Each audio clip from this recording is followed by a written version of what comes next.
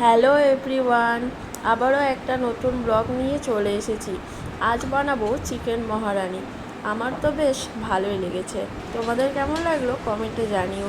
প্রথম থেকে শেষ পর্যন্ত দেখতে থাকো। প্রথমে আমি চিকেনগুলোকে ধুয়ে জল ঝরাতে দিয়েছি।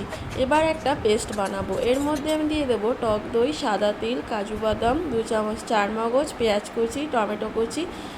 এবার মাংসের মধ্যে 1 চামচ ভিনিগার দিয়ে, 2 চামচ নুন দিয়ে, হাফ চা চামচ হলুদ গুঁড়ো দিয়ে মেখে রাখবো। এবার পেস্টটাকে ঢেলে সাদা তেল দিয়ে 1 ঘন্টা মেখে রাখবো। কিছু পেঁয়াজ কুচি রেখেছিলাম, সেগুলি লাল করে ভেজে নেব। এবার মাংসগুলি একে একে ভেজে এর মধ্যে গ্রেভিটাকে ঢেলে দেবো। গ্যাসটাকে কমিয়ে আমি আধ ঘন্টা রান্না করতে থাকবো। তরকারি থেকে তেল ছাড়া পর্যন্ত ওয়েট করব। তারপর ফ্রেশ ক্রিমটা দিয়ে আবারও 10 মিনিট রাখতে হবে। শেষে গরম মশলা আর ধনেপাতা অ্যাড করে নামিয়ে নিতে হবে।